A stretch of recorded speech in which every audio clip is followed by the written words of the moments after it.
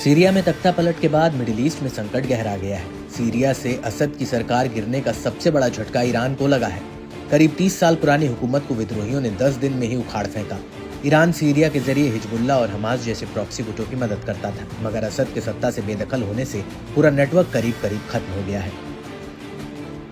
इससे ईरान की नींद उड़ गई है। विद्रोही समूह हयात तहरीर अल शाम यानी HTS का दमिश्क, होम्स, अलेप्पो और हमा पर कब्जा हो गया है। ये इलाका पूरे सीरिया का सिर्फ 20% ही है। इस पर ईरान के इस्लामिक रेवोल्यूशन गार्ड कॉर्प्स के चीफ कमांडर का बड़ा बयान सामने आया है। मेजर जनरल हुसैन सलामी ने ईरान के सुप्रीम लीडर अली खामेनेई के हालिया बयान को आगे बढ़ाया है, जिसमें उन्होंने दावा किया था कि सीरियाई युवा अपने देश को विद्रोहियों के कब्जे से मुक्त कर लेंगे। हुसैन सलामी ने कहा कि विदेशी ताकतें आज सीरिया को भूखे भेड़ियों की तरह चीर रही हैं।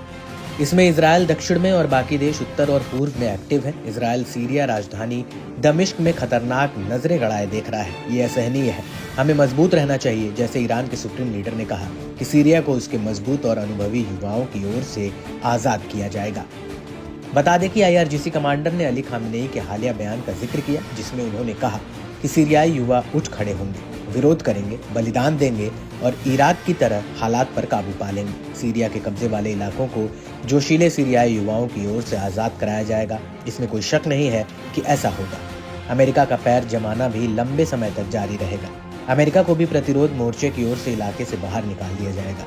सलामी यही नहीं रुके, उन्होंने चेतावनी दी कि इजरायलियों को सीरिया में अपने अवैध कामों के लिए भारी कीमत चुकानी पड़ेगी। उन्हें इस भूमि में दफनाया जाएगा, मगर इसके लिए कुछ समय की जरूरत होगी। मालूम हो, बीते दिनों IRGC कमांडर ने कहा था कि सीरिया में अपने सहयोगी असद सरकार के तख्ता पलट के बाद ईरान कमजोर नहीं हुआ है। दावा तो ये भी किया जा रहा है कि ईरान इसलिए भी गुस्से में तिल मिलाया हुआ है क्योंकि वो सीरिया की मुश्किल हालातों में मदद नहीं कर पाया। इसके पीछे की बड़ी वजह हमास और हिजबुल्लाह का कमजोर होना माना जा रहा है।